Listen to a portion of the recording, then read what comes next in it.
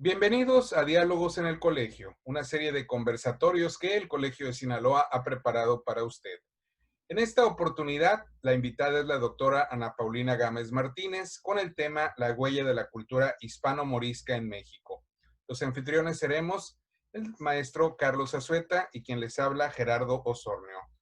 La doctora Gámez Martínez tiene maestría y doctorado en Historia del Arte por la Universidad Nacional Autónoma de México y estudió Historia del Arte en la Universidad Iberoamericana, además de Restauración de Bienes Muebles en la Escuela Nacional de Restauración.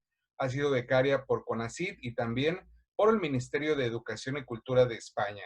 Es especialista en artes decorativas, arte popular y diseño mexicanos y ha sido curadora en muchas exposiciones en México y Estados Unidos, así como también conferencista, en esos países y en España.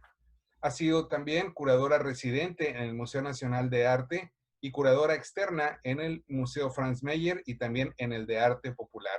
Fue asesora de los programas Fomento Cultural Banamex y Fondo Nacional para las Artesanías y también ha sido jurado en concursos como Premio Nacional de Arte y Literatura. Cedo la palabra al maestro Carlos Azueta. Gracias, Paulina, por haber aceptado nuestra invitación y disculpa la insistencia en que participes en el programa, pero yo sé, el tema del que tú nos vas a hablar esta tarde lo encuentro yo bien interesante. Pocas personas sabemos o sabíamos que la influencia del mundo hispano-mozárabe pudiera ser tan fuerte como sé que ahora tú nos vas a revelar. Involucra tantos aspectos que yo, la verdad, no esperaba, ni siquiera me imaginaba que estuviera presente en tantos campos, ¿no? Para el público que nos escucha y ve, voy a hacer un breve adelanto de lo que nos vas a hablar. En 1547, el emperador Carlos y su madre, la reina Juana I de España, firmaron una orden para impedir el paso de moriscos al Nuevo Mundo y evitar así la contaminación de la fe de los nuevos cristianos con la doctrina de Mahoma. El documento expresa la preocupación de los monarcas por la gran cantidad de musulmanes conversos que ya se habían embarcado rumbo a sus nuevos dominios de ultramar, incluso a petición de un obispo como Zumárraga, quien en 1534 había solicitado que vinieran para enseñar a los indígenas el cultivo y el tejido de la seda. Pero la cultura hispano-morisca de raíces árabes no llegó a Nueva España solo gracias a los recién conversos. Muchos de sus elementos eran ya parte de la civilización de los viejos cristianos españoles venidos a estas tierras, incluidos los propios conquistadores. Es por ello que el español que hoy se habla en México está salpicado de arabismos y nuestras costumbres, cocina, indumentaria, arquitectura y artesanías poseen los más insospechados toques moriscos. La conferencia, La huella de la cultura hispano-morisca en México, tiene como objetivo revisar la influencia de la cultura hispano-morisca en México. En primer lugar, en el español que hablamos cotidianamente y nuestras costumbres para entender después su influencia en la gastronomía, la indumentaria y la arquitectura mexicanas. Y en segundo lugar, evidenciar su huella en distintas ramas artesanales como los textiles, la cerámica, la carpintería, el cuero y el trabajo de los metales. Son muchos y muy interesantes los aportes. Paulina, de nuevo, gracias por acompañarnos y tienes la palabra. Bueno, primero, Carlos, muchas gracias por la invitación. Gracias, Gerardo, también por la invitación y por hacer esta conferencia posible después de todos los tropiezos que tuvimos para poder hacerla posible. Pero bueno, ya estamos aquí, ¿no? Carlos, tú dices muy bien que la influencia árabe está en los más insospechados aspectos de la cultura mexicana. O sea, ¿quién nos podría decir que tomarnos un vaso de jugo de naranja por las mañanas no sería posible sin los cítricos que son originalmente de China y que finalmente entraron a la península ibérica llevados por los árabes y después traídos a México ya, digamos, por los españoles que lo tenían como parte de sus cosas, ¿no? Sí. Y esta costumbre tan mexicana de empezar el día tomándonos un vaso de jugo de naranja, pues viene precisamente de los elementos agrícolas que introdujeron los árabes en España y luego nos llegaron aquí. Tenemos muchísimas cosas. Ahora, me gustaría, Gerardo, si puedes poner la primera sí. Imagen, por favor. Claro que sí. Permítame.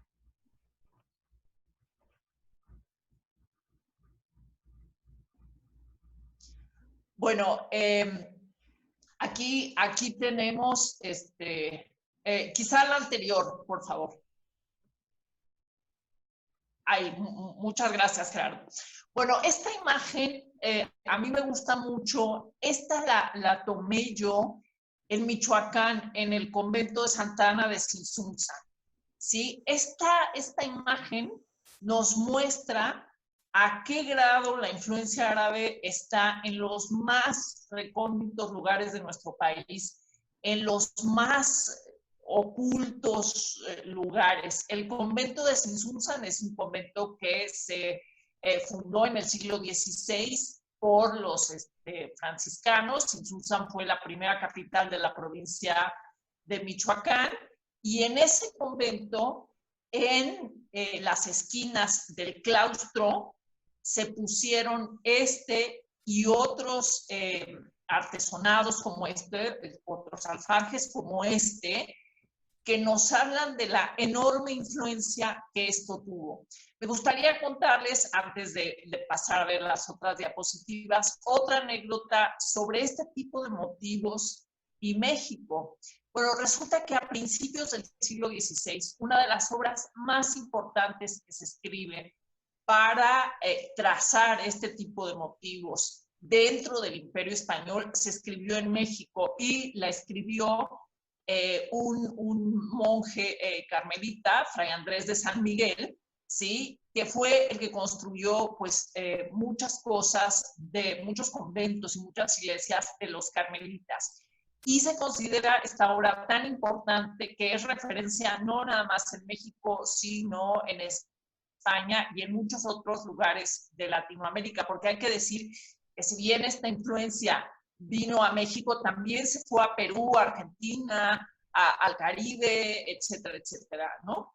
Bueno, voy a empezarles a contar un poquito de la historia de España. No ahondaré mucho ahí porque no nos daría tiempo, ¿no? Y son casi 900 años. Y para eso, Gerardo, si puedes ponerme la segunda imagen, por favor. Bueno, aquí tenemos 4 mapas de España. Y son los diferentes momentos en que la ocupación árabe se muestra aquí. Solamente les voy a decir que en 711 fue la primera entrada de tropas, tanto árabes como bereberes ya convertidos al Islam, que entraron a España. Y esto se hizo por invitación de un personaje español que se vio ya, digamos, acorralado y que no tenía manera de defenderse, entonces se alió con los árabes y de esta manera los árabes entran en España. Les encantó el lugar, era un lugar insospechado para ellos. Acuérdense que los árabes vienen de la península arábiga, donde es un desierto, habían recorrido todo el norte de África, que también es el desierto del Sahara, y una vez que entran a la península ibérica, que ven esos bosques, que ven esas montañas y todo, se encantan, ven que además hay muchas posibilidades de batalla y de conseguir motines, y entonces lo que hacen es seguirse, ¿no? Aquí nos quedamos. ¿Qué? Aquí nos quedamos, dijeron, ¿no? Sí, no, aquí nos quedamos, les encantó y siguieron la conquista. Bueno, pasaron los Pirineos incluso y llegaron al sur de Francia, que duraron muy poco ahí porque el clima ya era muy frío, encontraron mucha resistencia y demás. El único lugar de España donde no llegaron fue muy al norte, la parte norte de Cataluña, lo que hoy es Galicia y Asturias, Y después, digo, muy pocos años después, empezó lo que se ha llamado la Reconquista, que fue, digamos, la reacción de los cristianos para ir reconquistando poco a poco sus territorios. Ahora, lo que es interesante aquí es que uno podría pensar que estos fueron 800 años de guerra entre cristianos y musulmanes para recuperar el territorio o para defender el territorio, si no fuera el caso, de la península ibérica. La verdad es que esto no fue así. Hubo guerra una temporada, después descansaban, después se aliaban, digamos, los musulmanes para seguir peleando contra los cristianos, luego los cristianos contra los musulmanes, pero también de repente, pues si había un cristiano que tenía problemas con un vecino cristiano y tenía buena relación con su vecino musulmán, pues se aliaba con él para pelearse, ¿no? O sea, hubo mucha historia, no es tan simple, ¿no? Y bueno, pues finalmente, como iba avanzando la Reconquista, se definieron 4 reinos principales en España, que fueron Castilla, Portugal, Navarra y Aragón, ¿sí? Otra cosa que es muy interesante mencionar aquí es que, bueno, entraron los musulmanes, fueron conquistando, y no es que toda la población cristiana saliera de esos territorios en ese momento y se refugiara donde estaban, digamos, los cristianos o los ejércitos cristianos establecidos. No, en realidad se fueron quedando ahí, y a los cristianos que se quedaron allí se les fue llamando mozárabes. También hubo cristianos que de plano, para quitarse de problemas, se convirtieron al Islam y se quedaron en esos territorios. Y otra de las cosas que sucedió fue que una vez que, digamos, iba haciéndose la Reconquista, también había musulmanes que se quedaban del lado que ya estaba conquistado por los cristianos, y a estos se les fue llamando mudéjares. Entonces, lo que vamos a tener también, y esto es muy interesante decirlo, es que el castellano o el español, como le decimos actualmente, fue recogiendo una serie de palabras de árabes que se incorporaron al español y que, a diferencia de otras lenguas romances como el francés, el italiano, en fin, tiene el castellano un montón de términos árabes. Algunos de ellos, por ejemplo, es acequia, otro, en vez de decir en castellano óleo, como se puede decir en castellano o en francés, en fin, nosotros le decimos aceite. Y en vez de decir oliva, como se dice con raíz latina, decimos aceituna. Hay un montón de palabras, por aquí tengo algunas que se las voy a decir ahora. Por ejemplo, bueno, aceite ya se los había dicho, alfarería es otra, almíbar, jarabe, alfajor, alfeñique, algoritmo, álgebra, elixir, alquimia, ajedrez, alcohol, arrayán, albahaca, jazmín, azucena, amapola, aljibe, bazar, aduana, quilate, albañil, azotea y alberca, por ejemplo, también. Entonces, no, todas estas palabras, lo curioso es que ahora se usan más en México que en la misma España, ¿sí? Sí. Y esto es porque finalmente en el siglo XVI los españoles, los viejos cristianos, quisieron eliminar como todo vestigio de arabismos en su lengua y en sus costumbres. Y aquí en México, pues la verdad es que como no teníamos ese problema, se siguieron usando, ¿no? Bueno, para acabar pronto, después de largos años de peleas, etcétera, etcétera, fueron los reyes católicos Isabel de Castilla y Fernando de Aragón, que bueno, estuvieron casados y bueno, siempre funcionaron como alianza, fueron quienes sacaron en el año de 1492, o vencieron en el año de 1492 a el último reino árabe de la península, que era el reino nazarí. Y aquí hay algo que a veces los mexicanos no tenemos como mucho en la cabeza. Esto sucedió 29 años, solo 29 años antes de la conquista de Tenochtitlan. Y esto es bien interesante porque muchas de las cosas que se habían dado durante la Reconquista se vuelven a dar de este lado del Atlántico con la conquista, bueno, de Nueva España, de Perú, etcétera, etcétera, ¿no? Ahora, otra cosa que a nosotros se nos olvida de este lado del Atlántico es que si bien en 1492, el mismo año en el que se descubre América, por cierto, salieron un montón de musulmanes de España, muchos más se quedaron. A ellos es a los que se les llama moriscos. Y los moriscos no se expulsaron definitivamente de España hasta 1611, 1614, según la región.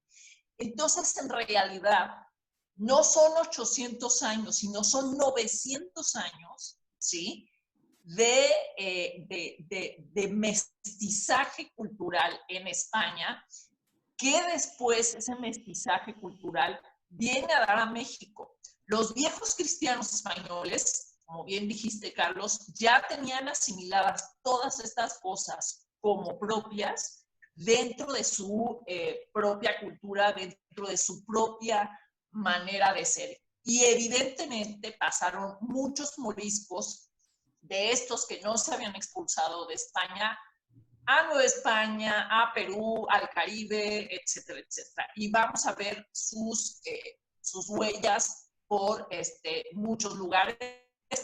Zumárraga, por ejemplo, cuando se dio cuenta del gran negocio que podía hacer la seda, pidió que vinieran trabajadores moriscos que sabían cómo cultivar la seda y cómo beneficiarla para que se los enseñaran a los indígenas.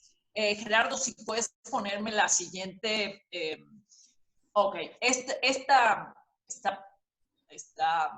piedra, esta lápida, se las traje porque se me hace un ejemplo bien interesante de la convivencia de los dos idiomas, ¿no? El castellano y el árabe. Todo alrededor de la piedra tiene letras cúficas, que es una manera de escritura árabe, y en el centro tiene caracteres latinos con algunas palabras en castellano. Ok, si puedes ponerme la siguiente, por favor. Esta sería como una especie de piedra roseta, ¿no? No es exactamente una piedra roseta, no dice lo mismo en árabe. Es el mismo texto, ok. Pero sí me pareció súper interesante el hecho de que en una misma pieza, en una misma sí, estela, digamos, por llamarla así, estuvieran las dos letras, digamos, y los dos idiomas, claro, también, ¿no? Bueno, vamos ahora con la cocina y con la agricultura, que es algo que es muy interesante. Les traje este plato, que es un plato que nosotros consideramos absolutamente mexicano.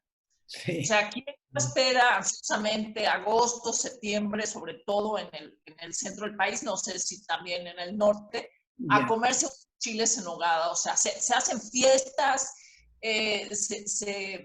casi concursos de a ver quién hace los mejores chiles en nogada, qué restaurante, o qué tía, o qué, en fin, es algo que está muy arraigado. Este plato se inventó a principios del siglo XIX en Puebla, se dice que fue en un convento, pero este plato está lleno de cosas que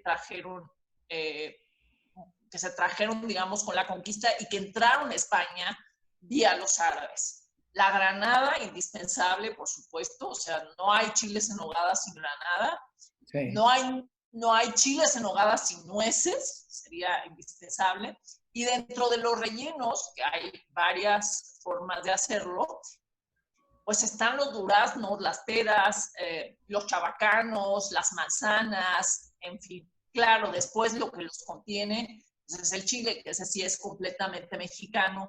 Pero a mí me pareció un ejemplo muy interesante para enseñarles cómo algo que consideramos tan mexicano en realidad no hubiese sido posible sin todos estos elementos de agricultura que llegaron a nosotros vía España, pero que a su vez habían sido introducidos en España por los árabes. Y otro plato que sí que tiene raíces prehispánicas, sí que es muy mexicano, no hubiese sido posible como lo conocemos hoy, como es el mole, sin un montón de elementos que se incorporaron, digamos, después de la conquista por vía de los árabes. Simple y sencillamente todas las especias, canela, cominos, pimienta, que son indispensables, cebollas, ajos,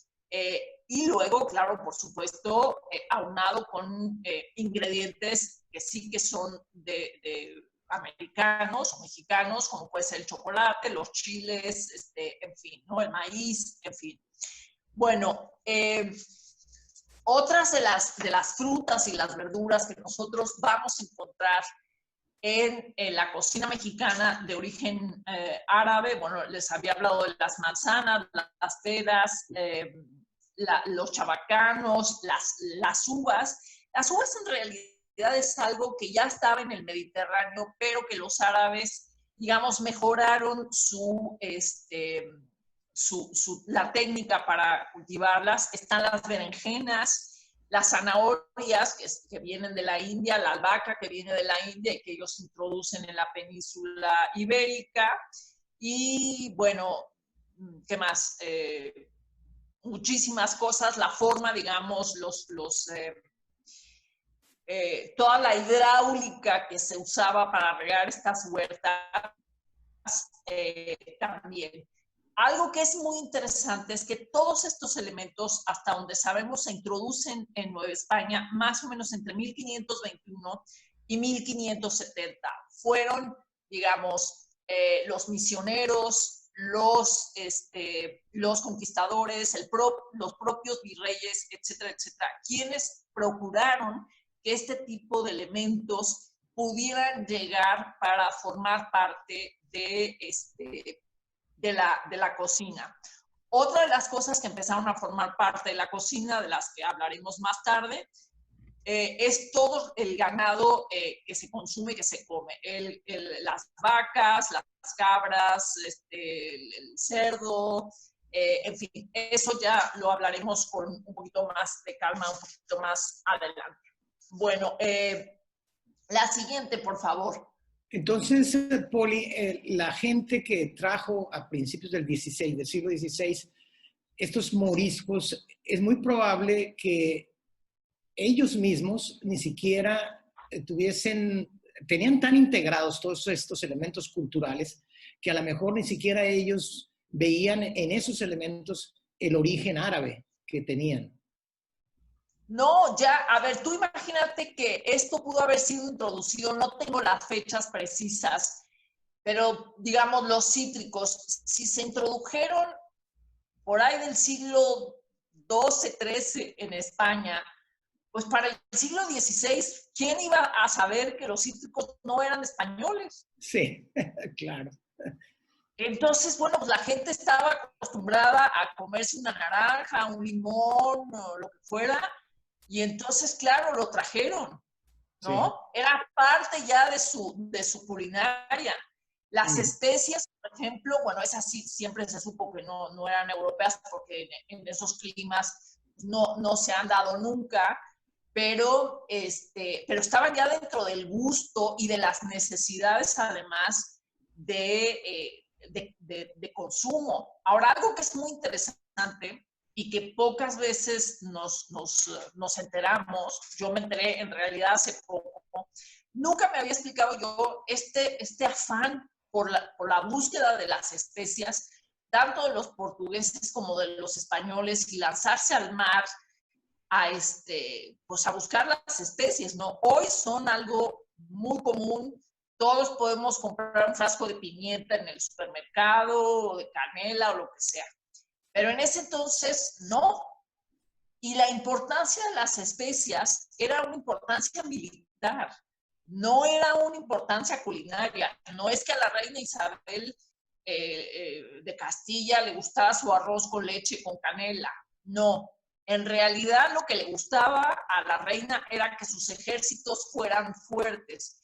Y una manera de evitar las infecciones de las heridas y además alentar el embravecimiento de los soldados era a través de las especias.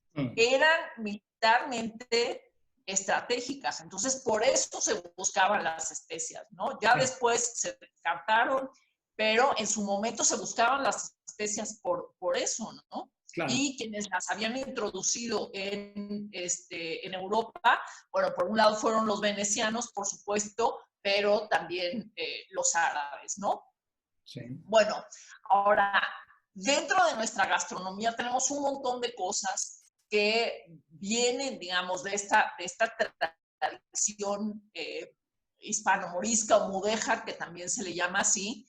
El arroz con leche es uno de ellos, pero hay algunas cosas que nosotros consideramos súper mexicanas, como las charamuscas típicas de Guanajuato o los alfeñiques, y entre los alfeñiques están las calaveras de Día de Muertos, los borritos para el Corpus Christi, todos los platos fingidos que se hacen con azúcar también para el Día de Muertos y para las ofrendas del Día de Muertos.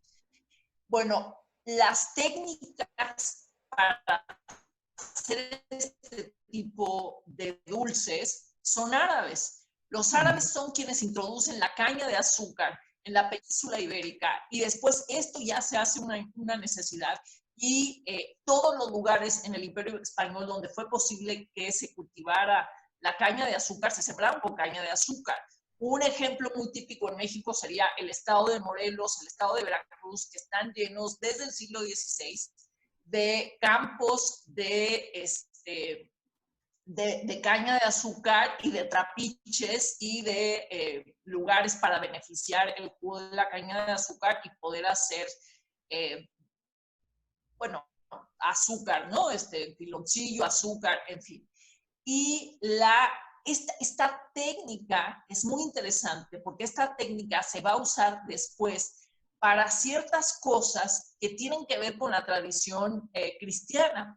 Una de estas son los borreguitos para el Corpus Christi y la otra son todas las ofrendas de azúcar para el Día de Muertos. Las calaveras que hoy por hoy son como el objeto insignia de la cultura mexicana. Bueno, la técnica para hacerlas es una técnica árabe. Ya la forma y ya la decoración y la costumbre de utilizarlas y tal, bueno, eso sí ya, digamos, es súper mexicano, pero una vez más tiene, digamos, una raíz árabe. Y aquí me gustaría contarles una anécdota que a mí me pareció muy interesante. Un amigo andaluz, experto en cerámica, en mayólica, que colaboramos juntos en una exposición sobre mayólica española y mexicana en Nuevo México, cuando se inauguró, que estuvimos juntos en Nuevo México, en Santa Fe. Yo por algo dije, no, bueno, es que esto parece de alfeñique, en algún momento se va a romper. Y él me preguntó, oye, ¿qué es un alfeñique? Porque mi abuela siempre me dijo que yo parecía un alfeñique, pero nunca supe lo que quería decir el alfeñique o qué es un alfeñique. No, a ellos ya se les había olvidado esta palabra, o por lo menos a su generación, su abuela todavía la recordaba. Y bueno, finalmente le dije que decirle a alguien que parece un alfeñique es pues decirle que lo ven muy debilucho y que en cualquier momento puede quebrarse. Pero a mí me pareció muy interesante que fuera una mexicana que le explicara a un sevillano lo que era el alfeñique, porque él había ya perdido la noción de esta palabra árabe que en algún momento debió haber sido como muy común en la zona del sur de España, en la Andalucía, ¿no? Sí. Bueno, si me puedes poner la siguiente, por favor, Gerardo. Bueno, ustedes me van a decir qué tienen que ver el tequila, el mezcal, el ron, el sotol, el chiringuito, todas estas bebidas con la cultura musulmana o con la cultura árabe, si ellos tienen prohibido tomar alcohol. Bueno, así es. O sea, el método, digamos, de destilación se conocía en Europa desde tiempos romanos, pero lo que hoy conocemos como la doble destilación alcohólica y el alambique, este sí es un invento árabe. Ellos destilaban esencias, destilaban aceites esenciales y sustancias medicinales con fines médicos y con fines de perfumería, pero no con fines de destilar alcohol para beber.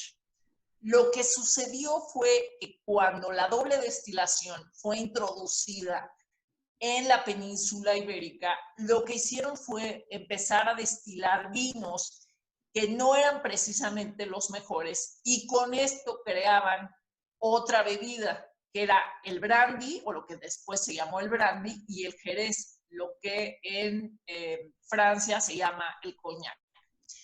Ahora, ¿por qué esto es importante, digamos, en la tradición de bebidas alcohólicas en México? Bueno, en México, en Nueva España, una de las cosas que se prohibió para que la península tuviera el monopolio fue el cultivo de la vid.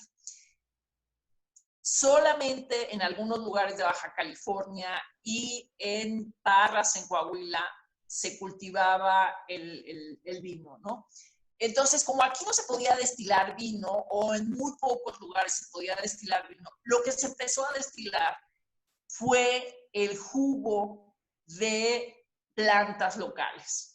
Entonces, el ron, por ejemplo, es el destilado del jugo de la caña de azúcar, el mezcal, el tequila, el sotol, y todas estas bebidas son los destilados de los jugos de los agaves. Antiguamente solamente se fermentaba el jugo del agave, que era el pulque, pero digamos, una vez introducida esta técnica de destilación, se pueden conseguir aguardientes, ya no nada más fermentados, y esto es lo que nos da como resultado pues el tequila, el mezcal, el sotol, etcétera, etcétera, que después pasan también, no en todos los casos, pero en muchos de ellos, por procesos de añejamiento en barricas, que es lo que acaba de darles, digamos, estos toques tan especiales, sobre todo, digamos, a los tequilas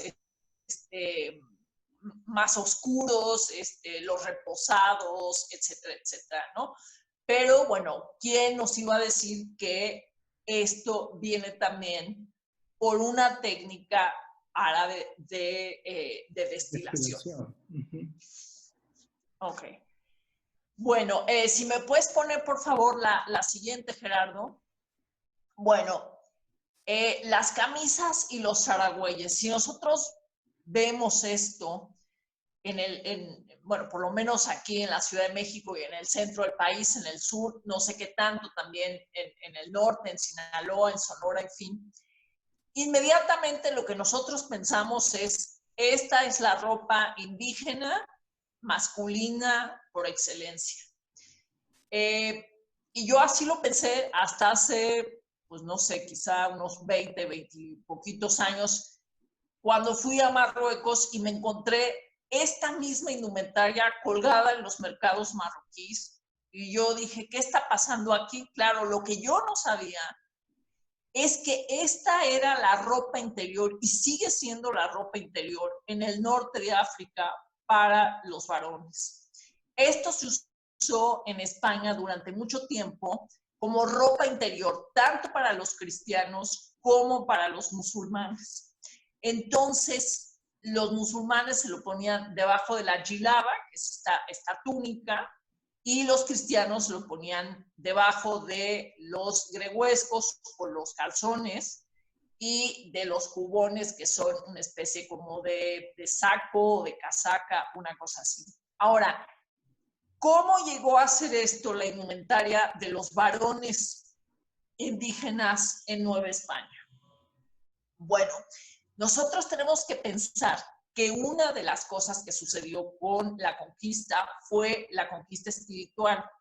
Y si nosotros nos ponemos a pensar de lo que representaba la indumentaria masculina indígena, que era simple y sencillamente el maxtlatl o el taparrabos, y la manta, y en algunas ocasiones el xicoli, bueno, los varones enseñaban demasiada piel, y esto, pues evidentemente, a los misioneros cristianos no les gustaba mucho. Entonces, lo que hicieron, porque además las obras de misericordia así se los pedían, el vestir al desnudo, porque yo creo que veían completamente desnudos a los indígenas mesoamericanos, bueno, fue, digamos, imponerles el calzón y la camisa, ¿sí? A cubrirlos. Y ahora, como el clima aquí era mucho más benigno que en Europa, pues los dejaron, digamos, con esta como ropa interior, complementada con la manta que ellos mismos ya tenían, y en algunas ocasiones, bueno, pues también se pusieron jubones, y después los mismos indígenas inventaron los cotones y esto para, digamos, abrigarse más. La prenda totalmente lisa es, digamos, la que más se parecería a la indumentaria original que se trajo de España. Como era ropa interior, pues prácticamente no estaba ornamentada. La ropa, digamos, más ornamentada es una ropa oaxaqueña, y aquí lo que es interesante es ver cómo cada grupo indígena fue adaptando esta vestimenta a sus propios gustos, a sus propias necesidades, y cómo la fueron, digamos, transformando hasta que llegamos, digamos, a esto donde la pechera de la camisa está completamente trabajaba con motivos desde el telar de cintura, lo mismo que la parte baja de las piernas de los calzones o de los pantalones. Sí. Bueno, la siguiente, por favor. Pero en esencia conservarían las características originales hoy en día. Mira, el patronaje es exactamente el mismo. Exactamente el mismo. O sea, yo cuando vi en Marruecos esta ropa colgada en el mercado de Fez, yo dije, ¿qué está haciendo esto aquí? Sí, claro. O sea, es exactamente igual, pero exactamente igual. Tiene incluso el triangulito debajo de la manga para que pueda tener más movimiento, para que sea más fácil ponérselas. Los calzones están cortados exactamente, igual, claro, que los que todavía yo vi en Marruecos y que sé que se usan en otros lugares del norte de África, como pueden ser, bueno, Argelia, Túnez, Libia, en fin. Sí, claro. Ahorita lo pongo, es que se trabó. Si me quiere seguir comentando la doctora, por favor. Sí. Okay. Me sorprende mucho todo lo que hasta este momento nos has estado explicando. Pareciera que la pregunta que tendríamos que hacernos es más bien, ¿qué aspecto de la cultura, primero novohispana y luego mexicana, no tiene una raíz árabe? Porque pareciera que está presente en todas partes y en todos los aspectos que involucran nuestra cultura, ¿no? Sí, así es. Mira, a mí lo que me gusta de esto es darme cuenta de lo universal que es México. Sí, sí, sí. ¿No? O sea, no somos lo que nos han hecho creer que somos, no. Somos algo que es el resultado de un montón de mestizajes que se hicieron en la península ibérica y que después se sumaron a un mestizaje que se produjo aquí. Sí, sí, sí. Y a esto le vamos a agregar también después lo que llegó de África, lo que llegó de Asia, y México finalmente fue, y esto, bueno, o sea, se ha dicho mucho, y quizá no nada más México, sino América Latina en general, fueron pues las primeras culturas globales de la humanidad. Claro. ¿No? Y sí, hay muchísimas cosas, luego les voy a contar una anécdota, muchísimas cosas que nosotros creemos que son incluso prehispánicas y todo lo demás, que no, que en realidad tienen sus raíces Sí. en lugares muy lejanos y que tardaron muchos siglos y que son el resultado de muchos siglos de mestizaje en Europa, en el norte de África, en América, en fin, ¿no? Aquí estamos viendo blusas y camisas. ¿Aquí qué elementos de raíz árabe encuentras? Bueno, la confección de estas blusas es una confección que está presente prácticamente en todos los países del Mediterráneo, desde España hasta Turquía y desde Líbano hasta Marruecos. Lo que es interesante es que sí parece que, digamos, la raíz de esto es una raíz árabe, digamos, en cuanto al patronaje. Pero lo que también es interesante es que las técnicas de bordado con las que todavía se decoran estas blusas en México son también de origen árabe. Tiene mucho parecido con las blusas que sobreviven en algunas colecciones en España del siglo XVI, del siglo XVII, de bordar la pechera, de bordar la parte del cuello, de poner una tirita en esta parte de aquí, bordar la manguita. Y esto se deriva de tres, digamos, formas de ornamentar las blusas femeninas o las camisas mexicanas que pues estuvieron presentes en el siglo XV, XVI en España, quizá desde el XIV, que son las camisas de listones, las camisas ajedrezadas y las camisas escacadas, que están presentes incluso en los inventarios de la reina Isabel. Entonces, en este caso, no nada más el patrón tiene un origen árabe, sino que la forma de decorarlo también tiene origen árabe, ¿no? Sí. Después, evidentemente, igual que como pasó con las camisas y los calzones masculinos, pues las mujeres indígenas fueron adaptando estos bordados y estas confecciones a sus gustos. Y una cosa que es muy interesante, nosotros tenemos que tener la conciencia de que muchos grupos indígenas en realidad tienen un traje hoy que es fruto también de este mestizaje. Estas blusas, en muchos de los casos, se impusieron a las indígenas que no se cubrían el torso, es decir, que no usaban huipil como las mujeres del centro de México, y entonces para que no anduvieran con el torso desnudo, cosa que a los misioneros, pues, era imposible pensar que una cristiana pudiera andar con el torso desnudo, ¿no? Entonces se les pusieron estas blusas y bueno, hay otros procesos de los que no podemos hablar ahora, pero que también se hicieron así, digamos, para que estas mujeres cumplieran con las normas de la moral cristiana y los misioneros a su vez pudieran cumplir con esta obra de misericordia que era el cubrir al desnudo, ¿no? Claro. Bueno, la siguiente, Gerardo, por favor. Bueno, otras cosas que nosotros las vemos y decimos, pero si esto es totalmente mexicano, ¿cómo es posible que venga de la influencia árabe? Bueno, el rebozo, como nos dijiste al inicio, el rebozo es una prenda que hoy se considera súper mexicano, que es el emblema mexicano que todos los intelectuales de la posrevolución catalogaron como lo más mexicano de lo mexicano, pero que tiene su origen en una prenda árabe que se llama almaizal. Entonces, ¿por qué llegó el rebozo junto con la toca que trae la indígena de la izquierda, que cada vez se usa menos, pero que todavía podemos ver en algunos lugares de Chiapas o de Oaxaca, y que fue muy común prácticamente en todos lados, y la mulata de la derecha, que trae una especie de faldita atorada en los hombros. Bueno, estas son tres prendas que usaban las musulmanas en la península ibérica.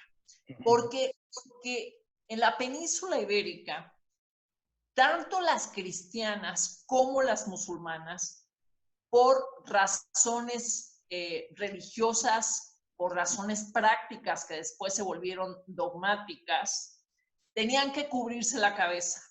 Una mujer libre y una mujer virtuosa tenía que tener la cabeza cubierta cuando salía de su casa. Entonces, ¿qué fue lo que pasó?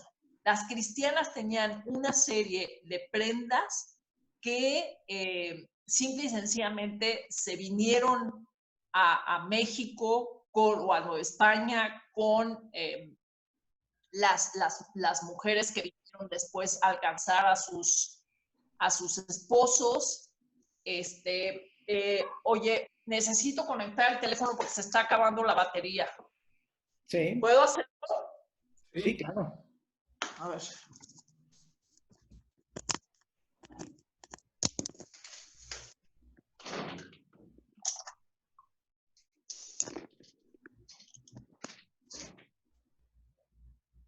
Ok, ahí me ven.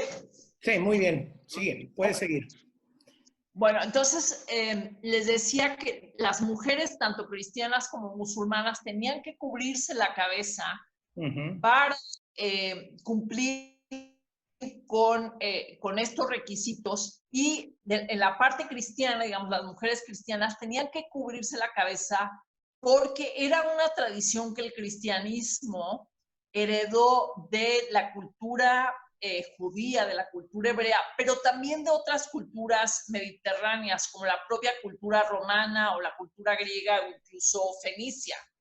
Y San Pablo, en su epístola, su segunda epístola a los Corintios, dice que las mujeres cristianas tienen que cubrirse la cabeza a modo de hacer evidente su inferioridad espiritual con respecto a los hombres y también su sujeción a los varones.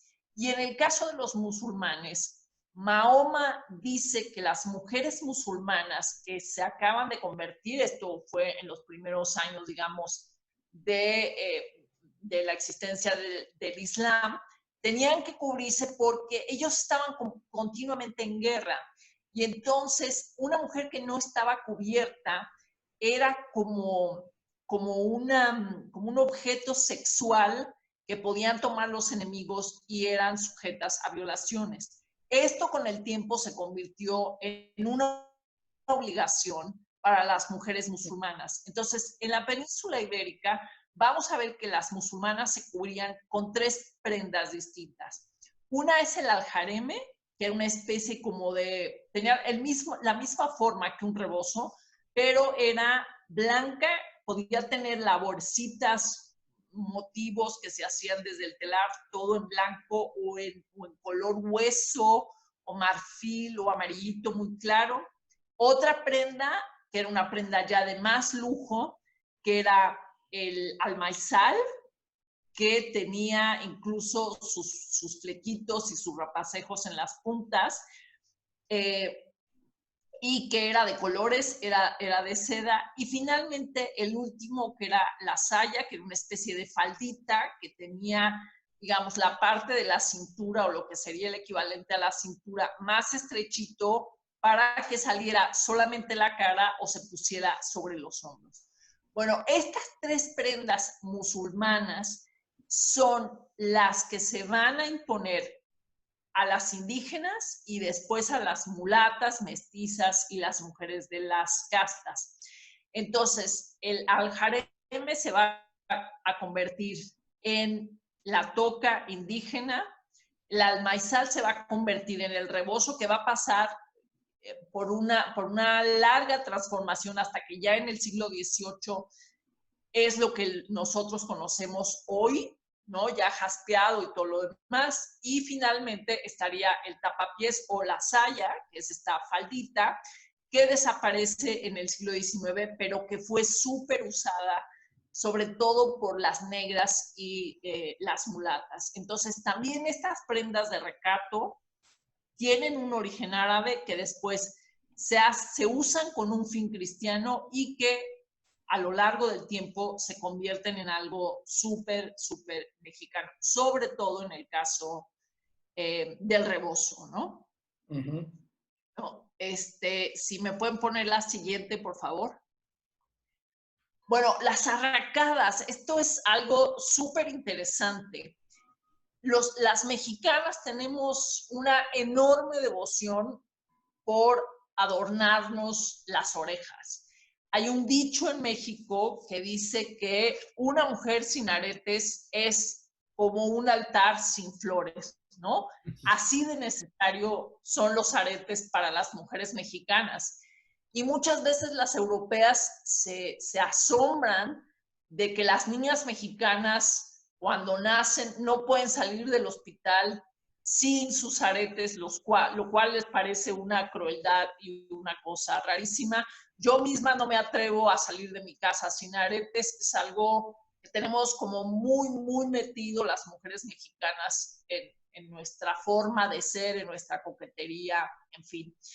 Y bueno, una de las formas de aretes más populares en México son las arracadas, que pueden ser desde los simples aros hasta cosas tan complicadas como las que estamos viendo aquí.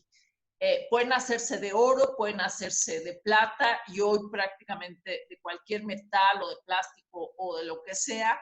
Y tradicionalmente, bueno, estaban adornadas con pajaritos, con florecitas, con lágrimas, o podían ponérseles perlas chiquititas que se llaman aljófares, que por cierto también es una palabra de origen árabe, corales o turquesas. Bueno, estas arracadas que les estoy enseñando en esta imagen son del estado de Guanajuato, del estado de Michoacán, del estado de Guerrero, del estado de México y del estado de Oaxaca. Pero si nosotros las comparamos con las que se hacen en ciudades marroquíes como Fez, como Marrakech, el propio Tánger, o las que se siguen usando en el sur de España, pues es evidente que vienen todas de una misma tradición. Y esta tradición tiene que ver, por un lado, con la cultura árabe, pero también con la cultura gitana. Entonces es otra vez una especie de mezcla que nosotros tenemos ya presente en la península ibérica, que se viene a América y que se vuelve indispensable, ¿no? O sea, pensar en alguien en México sin aretes y en muchos lugares de provincia, sobre todo en el sur, sin arracadas, pues es prácticamente impensable, ¿no? Entonces, este sería otro elemento muy mexicano de origen árabe, ¿no? Bueno, si me puedes poner la siguiente, por favor, Gerardo. Bueno, la figura de Santiago, esto es, a mí me parece interesantísimo, ¿no? Bueno, Santiago, como ustedes saben, es uno de los apóstoles de Cristo. Hay una leyenda maravillosa que dice que cuando muere, sus restos en una barca de piedra cruzan todo el Mediterráneo, salen al Atlántico, regresan y llegan a lo que hoy conocemos como Santiago de Compostela. Ahí hay una gran basílica que está consagrada al obispo, al apóstol, perdón, y lo que es muy interesante es que esta zona de España es justamente la zona donde no penetran los árabes, ¿no? Entonces, cuando empieza la Reconquista, unos años después, digamos, de que empieza la Reconquista, hay una batalla que es muy famosa, que es la batalla de Clavijo, que es, digamos, una batalla donde los cristianos tienen un gran éxito y empiezan, digamos, ya a retroceder los musulmanes. Esto fue en el año de 844 y se dice que fue Santiago quien en realidad se apareció a media batalla montado en un corcel blanco, como lo vemos en esta imagen, con una espada, y fue quien venció o dispersó más bien a los moros. Aquí en esta imagen se ve un moro al que está aplastando el caballo de Santiago, digamos, o lo trae entre las patas. Bueno, Santiago se convirtió en el patrono de España, de la España cristiana, y en el patrono del ejército español, porque se supone que era su mejor aliado para ganar las batallas. Evidentemente, cuando se empieza la conquista de México, Hernán Cortés animaba a sus soldados con el mismo grito que los ejércitos españoles durante la Reconquista, que era Santiago y a ellos, ¿no? Bueno, es bien interesante cómo Santiago se empieza a hacer presente durante las batallas de la conquista, y entonces tenemos la primera batalla importante donde se aparece Santiago, bueno, parece que fueron muchas, que fue la batalla de Cintla en 1519, donde se supone que se ve Santiago, y aquí es muy interesante porque unos dicen que no se vio, que son mentiras, y otros afirman contundentemente que sí. Luego, más tarde también en la batalla de la Plaza Mayor, se supone que también se aparece Santiago, y una década después de la conquista, el mismo año que se aparece la Virgen de Guadalupe, hay una batalla muy importante en el cerro de Sangremial, ¿sí? Donde los españoles, ya aliados con los tlaxcaltecas, vencen a los chichimecas, y se supone que en esta batalla también se aparece Santiago, y de la misma manera que en la batalla de Clavijo, es Santiago con su espada montada en un corcel negro quien dispersa a los chichimecas. En Santiago se va a fundar cerca de ahí la ciudad de Santiago de Querétaro. Entonces, lo que es interesantísimo es que Santiago, de ser Santiago Matamoros, aquí se los escribí Matamoros separado, pero en realidad va junto y con mayúscula, pero bueno, quise hacerlo así para ir distinguiendo las diferentes etapas por las que pasó Santiago. Entonces, Santiago, por un lado, era Matamoros. Luego se convierte en Mataindios, porque ayudaba a los conquistadores a vencer a los indios.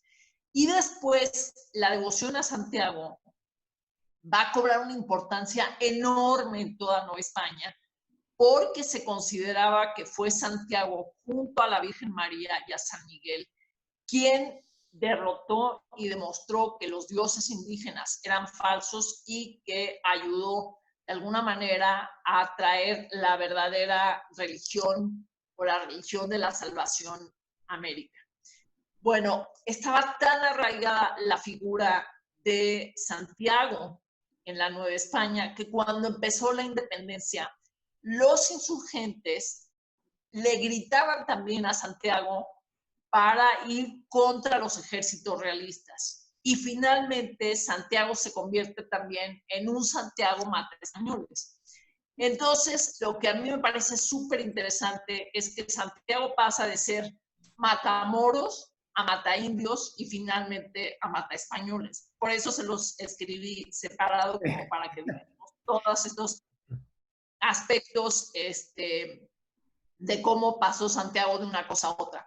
Ahora, lo que a mí me parece interesantísimo es que el culto a Santiago sigue vivo en muchos lugares de la República Mexicana. Quizá el lugar más importante sea Zacatecas, donde se hace una enorme fiesta para la danza de los moros y cristianos. ¿Me pueden poner la siguiente imagen, por favor? Bueno, estos son los trajes de las danzas de moros y cristianos. Estos son, me parece que de Guerrero. Es muy interesante que en muchos lugares se siga haciendo.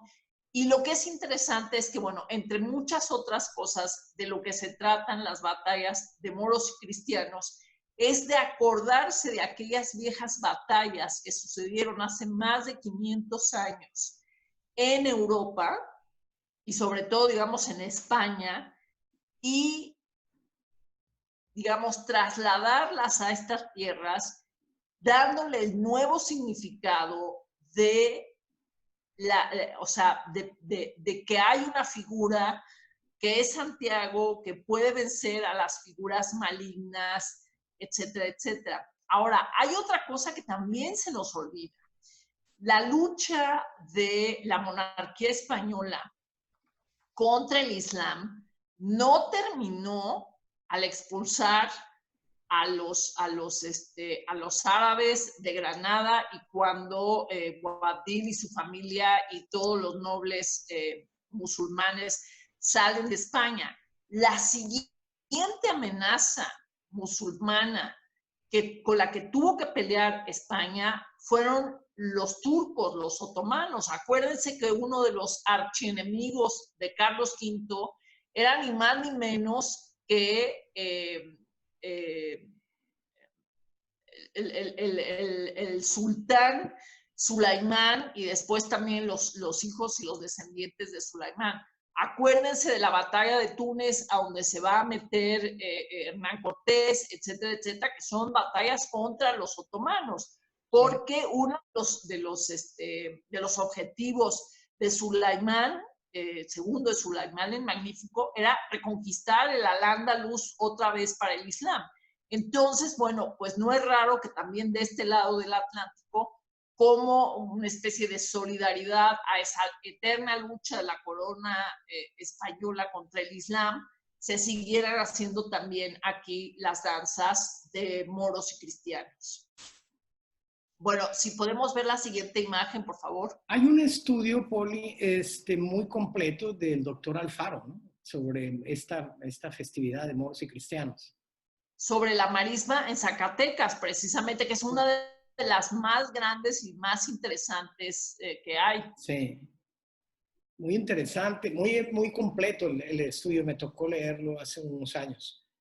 Sí, es una obra muy recomendable que, bueno, si la pueden conseguir y pueden leerla, pues sería espléndido para entender mucho más de todos los aspectos que tiene esta danza. La lucha, digamos, de moros y cristianos es solo uno de los aspectos, pero tiene muchas más, ¿no? Claro. Bueno, vamos a ver otra cosa. Dentro de nuestras costumbres, quizá estas costumbres ya desaparecieron, pero estuvieron vigentes durante todo el virreinato, el siglo XIX y principios del siglo XX, que fueron espacios en la casa que tenían que ver con la forma de vida que dejaron los árabes en España. Bueno, esto que estamos viendo aquí es la recreación que hicimos hace más o menos un año en el Museo de Arte Popular de la Ciudad de México, en una exposición que hicimos que se llamó precisamente La Huella Hispano-Morisca en México, donde tratamos pues, de enseñar también algunos de estos aspectos. Y esto que estamos viendo aquí es el Salón del Estrado.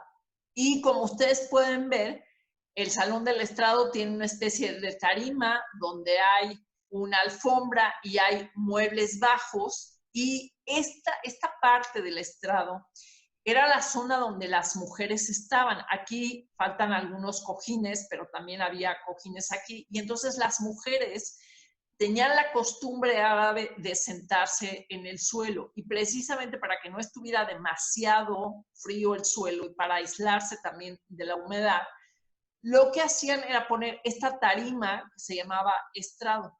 Y entonces las mujeres quedaban arriba y los hombres quedaban abajo y se sentaban en una especie de taburetitos, o el jefe de la casa en un sillón de brazos. Y como ustedes pueden ver, hay muebles bajitos, que en este caso son costureros, porque las mujeres al sentarse en el piso pues necesitaban muebles bajitos. La costumbre del estrado es bien interesante. Todavía la narra, por ejemplo, Manuel Paño en Los Bandidos de Río Frío y en El Fistol del Diablo. Entonces, a pesar de que México ya se había independizado, etcétera, etcétera, esta costumbre siguió, sobre todo, digamos, en la Ciudad de México, evidentemente, pero sobre todo en la provincia, ¿no? Bueno, la siguiente, por favor. Bueno, otra costumbre bien interesante que se conserva en Marruecos todavía son las azoteas como un espacio de recreo para las mujeres. Y en estos lugares las mujeres de la casa salen a tomar el sol, a disfrutar del buen día, a contemplar el atardecer, a ver la ciudad desde lo alto, en fin. Y esta costumbre también pasó a España, a la parte cristiana de España, y pasó a México. Y en el siglo XIX todavía se usaba esto. Hoy medio se ha recuperado en la Ciudad de México porque hay quien tiene lo que hoy conocemos como el roof garden, pero antes era de lo más común tomar el chocolate en la tarde, la familia o las amigas de la familia en la azotea para gozar del paisaje, para gozar del buen clima, en fin. Porque lo que nosotros tenemos que acordarnos es que las casas estaban organizadas en torno a un patio central que, bueno, impedía completamente ver el paisaje. Entonces se subía a la azotea a ver el paisaje, ¿no? Bueno, la siguiente, por favor. Bueno, esta es una maqueta de lo que se llaman los placeres o el placer. Y era estos baños de origen árabe, que además hubo aquí una mezcla muy interesante porque se juntó con la costumbre indígena del temazcal y de estas cosas. Y entonces esta maqueta que nosotros presentamos en la exposición que les mencioné es la copia de los placeres que están en la Universidad del Claustro de Sor Juana, lo que fue el edificio del convento de las Jerónimas de la Ciudad de México. Y en este lugar, bueno, había estas tinas que tenían una especie de caños por donde se vaciaba el agua caliente y otros caños para desaguarlas una vez que se había ya tomado el baño. Esto era típicamente musulmán, pero era algo que también estaba muy generalizado en España para los cristianos. En realidad, la costumbre de no bañarse viene, digamos, como una reacción de los cristianos contra los musulmanes, como de reafirmar este cristianismo, y luego se reforzó en el Concilio de Trento, pero en realidad desde el Concilio de Trento y de la Reforma Protestante, no estaba mal visto que la gente fuera a bañarse, incluso, bueno, había obviamente baños para hombres y para mujeres, pero pues se veían desnudos todos, ¿no? Y esto perduró en México pues prácticamente hasta el siglo XIX, y ya después en el siglo XX con la instalación del agua corriente, pues ya tenemos los baños que conocemos hoy. Pero a mí me pareció interesante incluirlo aquí como para ver qué tantas cosas tenemos todavía de los árabes. Bueno, otra cosa que no tengo en imagen, pero que fue también una costumbre árabe, fue el juego del ajedrez. El juego del ajedrez en realidad viene de la India, y los musulmanes, digamos, empiezan a difundirlo por todos los países musulmanes, por los países persas primero, después los árabes, en fin, y son los árabes quienes lo introducen en España, y de España se va a toda Europa y se vuelve una especie de juego, sobre todo entre la nobleza y la realeza, para que la gente de estos estratos sociales pudiera hacerse una mente para hacer estrategias, tanto políticas como militares, pero sobre todo políticas. Y era una de las cosas que era obligada en la educación de los príncipes, ¿no? Después, bueno, ya cuando vino a Nueva España, bueno, aquí no había herederos, ni mucho menos, pero bueno, fue una especie de reto intelectual que fue también muy socorrido en Nueva España, ¿no? Bueno, Carlos, no sé si tú tengas algún comentario de esto. No, pero me parece muy lógico que en la práctica del ajedrez se buscara el ejercicio, ¿no? De a lo mejor hasta de la diplomacia también, de Sí. ir concertando. Además, bueno, una de las reglas es que ficha tocada, ficha movida, ¿no? Entonces Sí, había claro. pues, que pensarle mucho en la estrategia para poder, para poder tener una partida exitosa, ¿no? Claro. Bueno, ahora vamos con un aspecto que a mí me parece muy interesante y que es muy poco conocido también por el general, digamos, y es la influencia que tuvo la artesanía de origen árabe en la artesanía mexicana. Y vamos a empezar por lo que se conoce como la carpintería de lo blanco, es decir, la carpintería de las cosas más finas. Esta pieza es una pieza aragonesa, o sea, de la parte oriental de España, y está trabajada con una técnica que es la técnica de la taracea. Es decir, se incrustan pedacitos que están cortados estratégicamente con formas geométricas para después hacer también algunas formas como estrellas, en fin. Y se incrustaban, por ejemplo, huesos, se incrustaban maderas de diferentes colores, concha, en fin, pero profundo. Era más o menos una incrustación como de 1 centímetro. Y esto se incrustaba en las tablas por las que se hacían los muebles. Evidentemente, al principio de esta tradición y mucho de lo que pasó en España era que se hacían con figuras geométricas porque nosotros debemos acordarnos que en la religión islámica, en la religión musulmana, no están permitidas las formas, digamos, naturalistas, las formas de animales, la figura humana, incluso las plantas. Entonces, en un principio se trabajaron cosas geométricas como aquí. La siguiente, por favor. Y también en piedra, ¿no? La taracea también la puedes ver en edificios. El Taj Mahal, por ejemplo, tiene trabajos de taraceado en todos. Pero ahí la cosa es muy interesante, Carlos, porque es una mezcla entre cosas italianas. Acuérdate que los venecianos estuvieron muy presentes en el Medio Oriente, y después también evidentemente árabe, y en la India acabó siendo una mezcla de todo y se hace hasta la fecha con una maestría enorme, ¿no? Sí. Bueno, estas son 2 piezas ya novohispanas que también pertenecen al Franz Mayer. Seguimos aquí con figuras geométricas, pero estas figuras geométricas ya no tienen nada que ver con la tradición musulmana. Estas en realidad tienen que ver con todo el trabajo de las cerías del siglo XVII, ¿no? Claro. La siguiente.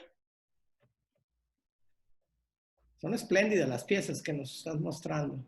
Sí, son piezas espléndidas. Bueno, esta es una pieza que sigue usando la misma técnica, pero ya la ornamentación que nosotros vemos es muy orgánica, es un florero con ramilletes, y el motivo ya tiene más que ver con una influencia holandesa y del norte de Europa que con cosas árabes, pero lo interesante, ¿no?, es esta mezcla entre una técnica de origen árabe y una ornamentación de origen del norte de Europa, pero digamos ya con el toque, con el sabor mexicano, ¿no? Por eso te decía que México en realidad pues, es una de las primeras naciones o de las culturas más bien más globalizadas, ¿no? Sí. Bueno, la siguiente. Esto quizá fue lo primero en lo que a mí me quedó claro, esta influencia de la que nos estás hablando, estos recubrimientos, los alfarjes, que las vemos en los templos de muchos conventos en México. Uh-huh.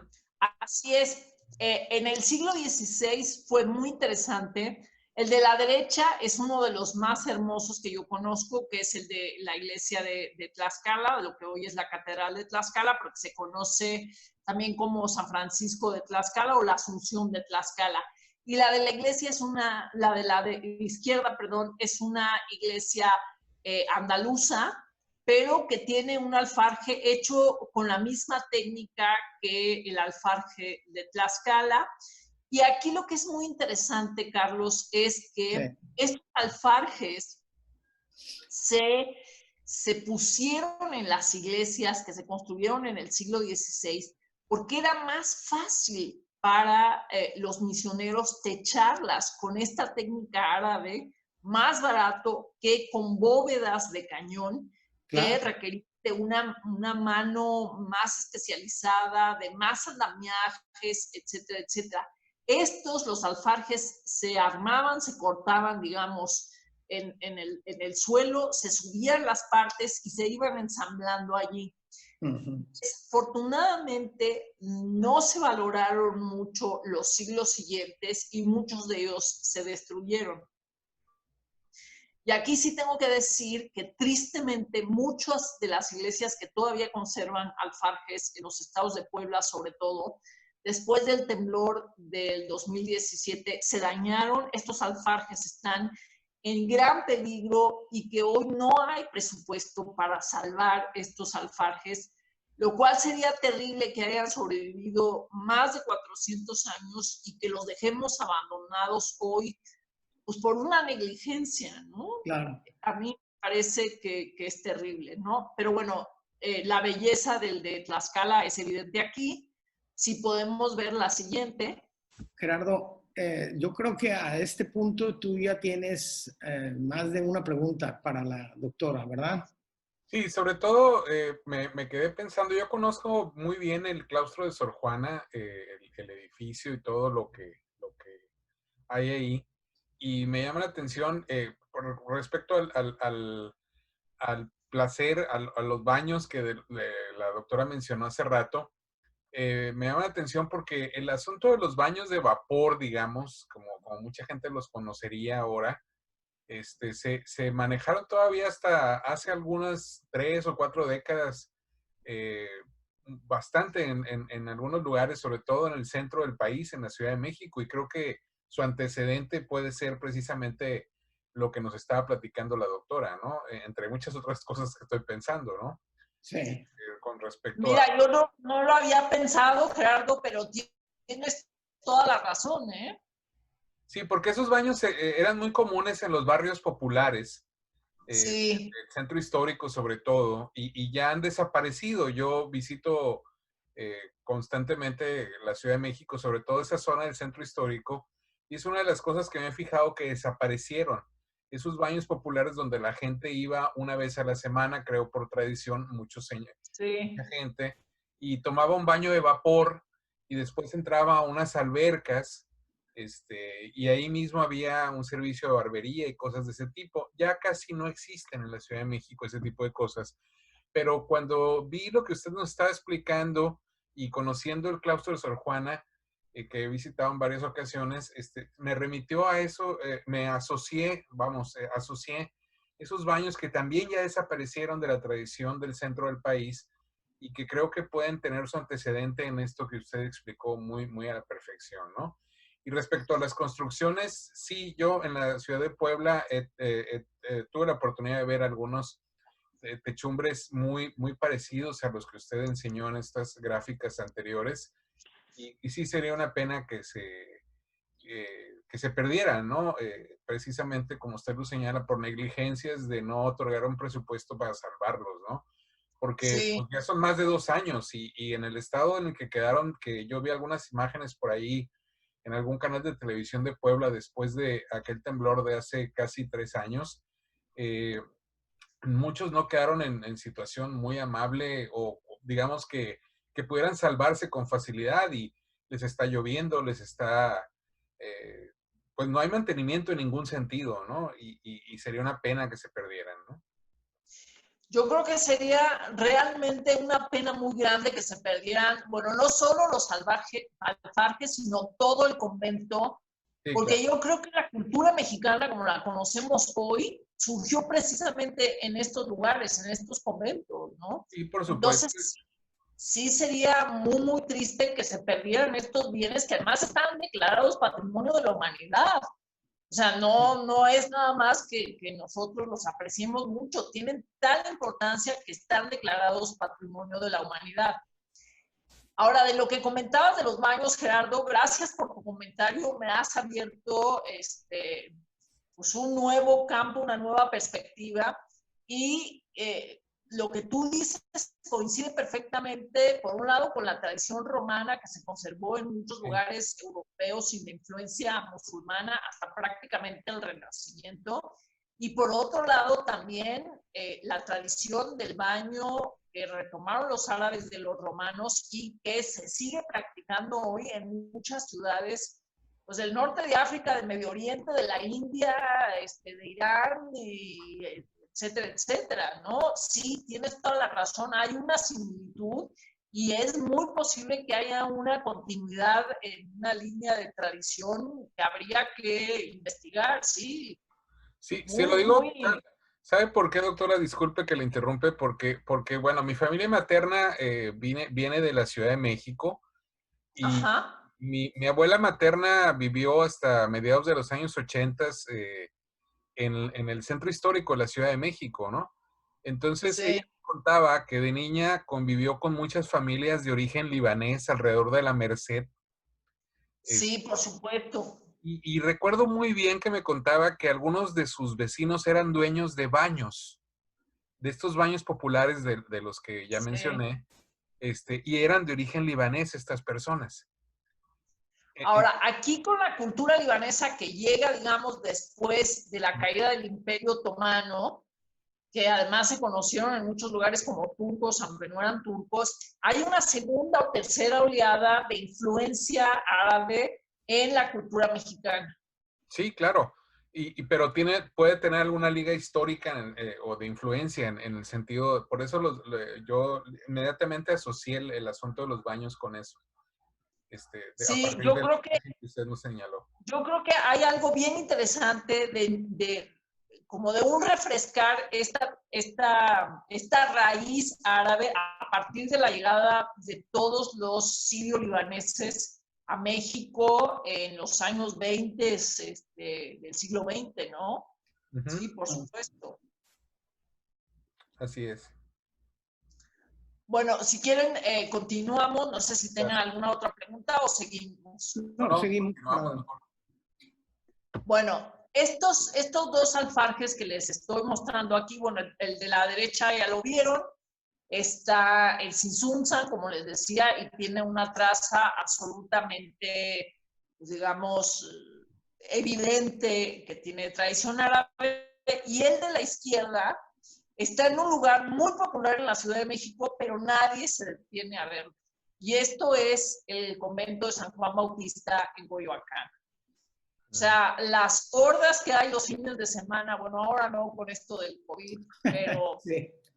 digo, tradicionalmente, las hordas que hay los fines de semana en Coyoacán para comprar artesanía, para comprarse el helado, en fin, en esa zona, en esa plaza, y nadie entra al convento, y nadie cuando entra al convento levanta la vista para ver estos alfarjes, dos que todavía sobreviven en el claustro alto del convento de San Juan Bautista de Coyoacán.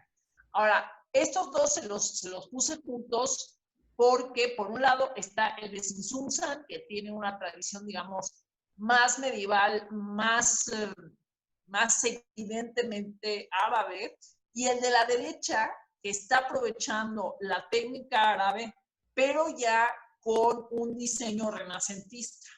Entonces, por eso está dividido como en retícula y por eso dentro de cada cuadrado lo que nosotros encontramos son símbolos cristianos, porque esto está en un convento, en un claustro, pero todo trabajado con la técnica árabe, Sí. ¿no? Bueno, si me pueden poner la siguiente, por favor. Bueno, otra de las artesanías que se introdujeron a México en el siglo XVI fue el trabajo del hierro. En la época prehispánica en México, los únicos metales que se trabajaban era el oro, la plata, un poco el cobre, sí, pero prácticamente hasta ahí llegaba, digamos, la tradición metalúrgica de Mesoamérica y, bueno, de la parte norte de Mesoamérica también, ¿no? Y la ferronería era algo que se conocía en la península ibérica desde tiempos de los romanos. Además, España tiene grandes yacimientos de hierro, sobre todo en la parte norte, y entonces era una tradición y era algo muy frecuente en España. Ahora, las técnicas tanto de explotación como de beneficio y de transformación de hierro que introdujeron los árabes hicieron mucho más eficiente el trabajo de esta artesanía y se aprovechaba mucho mejor el metal. Una de las cosas donde la podemos ver, bueno, no tengo imagen aquí, pero son la cantidad de rejas que hay en España, en las iglesias, en los edificios civiles, etcétera, etcétera, y que también fue una cosa que nosotros heredamos. Y hay dos técnicas que introdujeron los árabes desde Siria a la península ibérica, que una es el adamasquinado, que es una técnica, digamos, para templar el hierro, y con esa técnica se hacen muy buenos cuchillos y muy buenas espadas. Y la otra técnica se llama la taurgia, y es la incrustación de objetos de hierro con metales preciosos.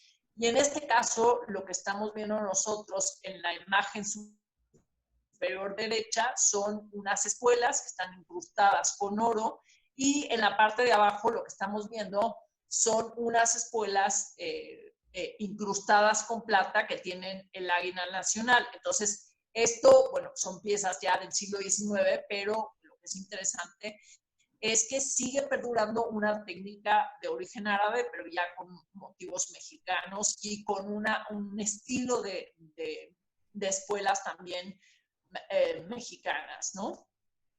Bueno, la siguiente, por favor. Ok, las cerraduras es otra cosa también que se introduce en el siglo XVI a Nueva España, y no toda la tradición es árabe, pero sí, digamos, la forma de hacerlas, el perfeccionamiento de la técnica, en fin. Ok, la siguiente. Bueno, la mayólica, o como se conoce en muchos lugares de México, la talavera, bueno, esto es algo que también es una influencia árabe y que se ha hecho súper mexicano y, bueno, para muchos súper poblano, ¿no? Pero vamos a contar la historia. La mayólica surge más o menos en el siglo 8, 9 en Irak, lo que hoy es Irak, y lo que trataban de hacer era imitar la porcelana china, sobre todo la azul sobre blanco. Entonces ellos idearon una forma de crear un barniz o un esmalte, digamos, para recubrir la cerámica, con plomo, con estaño y con sílice, que daba este acabado como lechoso, como opaco, y sobre él se pintaba, luego se cocían las piezas por segunda vez en el horno, y bueno, les encantó. Y esto fue algo que poco a poco se fue difundiendo por, digamos, toda la zona en donde estaban los árabes, y ellos la van a introducir en España en el siglo XII. Y bueno, va a tener una especie de aceptación muy grande, se va a convertir en una tradición en muchos lugares de España, en Andalucía se va a convertir también en una cosa muy típica en la zona de Valencia, en la zona castellana, lo que es Puente de Arzobispo y Talavera de la Reina. Y en el siglo XVI, esta tradición va a venir con alfareros, sobre todo granadinos, primero a la Ciudad de México, más o menos en la década de 1540, y es la Ciudad de México la primera que produce este tipo de cerámica. Aquí les puse este que es como un muestrario de, bueno, es totalmente arqueológico esto, y de pedacitos con los diferentes estilos de la cerámica de mayólica. Si me pueden poner la siguiente, por favor. Bueno, y estas son piezas que están hechas en la Ciudad de México, que tienen los motivos totalmente granadinos, por eso el título de la imagen anterior era de Granada a la Ciudad de México. Y hoy sabemos exactamente dónde se producían estas cosas, cuál era la zona de alfareros de la Ciudad de México, y dónde se quemaban, dónde se hacían. Se han encontrado a nivel arqueológico piezas en proceso, las cajas para coserlas, etcétera, etcétera. Ahora, ¿por qué nosotros siempre pensamos que esta cerámica solamente se producía en Puebla?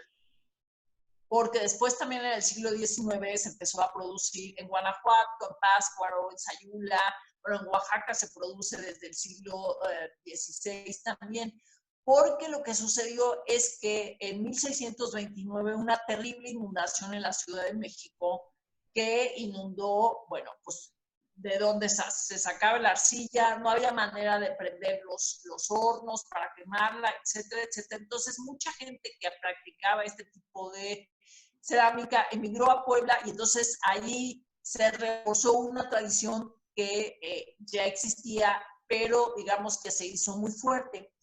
Y después, conforme pasaron los años, la Ciudad de México se industrializó, esta artesanía se perdió y en Puebla estaba a punto de perderse y a principios del siglo XX la rescatan y bueno, se quedó como de Puebla y de Puebla y de Puebla, pero en realidad se hacía en la Ciudad de México, en Oaxaca, bueno, en la misma Puebla y ya, como les digo, más tarde en Guanajuato, en Aguascalientes, en Sayula y posiblemente también en Pátzcuaro. Ahora, lo que me interesa es que veamos estos motivos, que son motivos granadinos, que vienen de la tradición árabe y que se conservan hasta la fecha en la loza corriente que todavía hacen algunos talleres en la ciudad de Puebla. La que sigue, por favor. Ok, estos son también motivos granadinos que se adaptaron a la Ciudad de México. La siguiente. Ok, la de la derecha es una pieza, no sé si de Aguascalientes o de Guanajuato, porque son parientas, digamos, los estilos, y la de la izquierda es poblana, pero tienen la misma manera de solucionar, la misma manera de usar los círculos concéntricos para diferenciar la ornamentación del derrame. En fin, la que sigue, por favor. Ok, estos son tres platos, son poblanos, están hechos más o menos en la década de 1920 y fíjense cómo tiene los trazos sueltos de esta cerámica que habíamos visto en el siglo XVI y los colores guardan una paleta también muy parecida. La siguiente, por favor. Ah, bien. Oye, te pido un favor, mira, estoy en una videoconferencia. Dile a Cecilia que... Bueno, la que sigue, o esta imagen, Gracias. nos habla del trabajo del cuero. En realidad, el curtido no era una artesanía muy común en México en la época prehispánica, porque en realidad lo que se curtía era la piel de animales de caza, como podía ser el jaguar o podía ser el venado. La introducción en México del ganado vacuno, del ganado porcino, de las cabras, de los borregos, en fin, fue lo que posibilitó, por un lado, la ingesta de carne, pero por otro lado, también posibilitó el conseguir cueros de manera masiva. Entonces, es a partir del siglo XVI que se empieza a curtir el cuero con una frecuencia mucho mayor en Nueva España y se curte precisamente con una técnica árabe, que era la técnica que se había puesto súper de moda, que procedía de la ciudad de Córdoba y que, bueno, se exportaba prácticamente a toda Europa los cueros que se curtían ahí.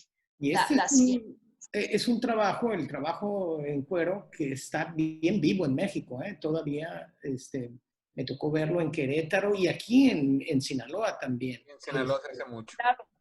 Sí, ¿verdad? No, en todas las zonas donde se cría ganado, Chihuahua, en Coahuila, en Tamaulipas, en Nuevo León, la zona del Bajío, bueno, me estás diciendo tú también en Sinaloa, seguramente también en Sonora. Todas estas zonas sigue muy vivo el trabajo del cuero artesanal, ¿no?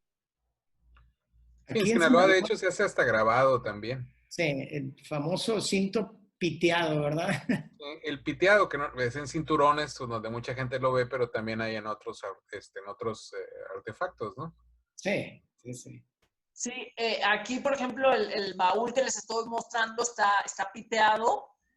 Pero bueno, a mí los cinturones piteados son algo que me ha fascinado desde niña. Yo tengo raíces en el Bajío y ahí se usaban muchos y a mí me encantaban los cinturones piteados.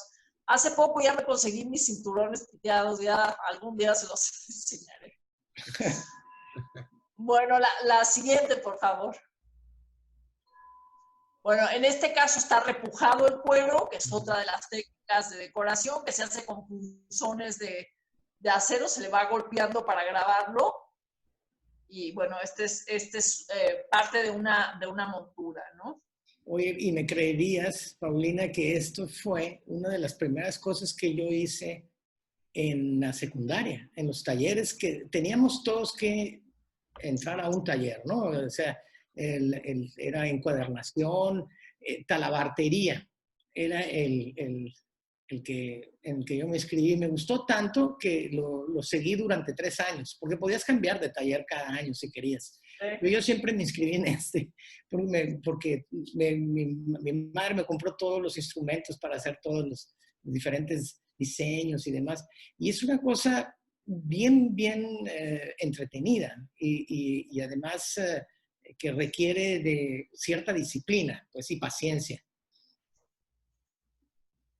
Claro, claro. Yo también le tengo mucho cariño al trabajo en cuero porque, bueno, tú sabes que yo vengo de familia de zapateros y de curtidores. Entonces, bueno, de ahí de León, del Bajío. Entonces, también es una cosa a la que le tengo mucho cariño. Bueno, muy bien. La siguiente, por favor. Bueno, la seda, como mencionó Carlos, fue Zumárraga el que pidió que trajeran moriscos para que les enseñaran a los artesanos o a las comunidades indígenas a cómo cultivar la seda y cómo beneficiar la seda. Ahora, lo que es bien interesante es que el primero que se dio cuenta del potencial que tenía la seda, el cultivo de la seda en México, fue Hernán Cortés. Y él fue el primero que se trajo los huevecillos de los gusanos de seda a México.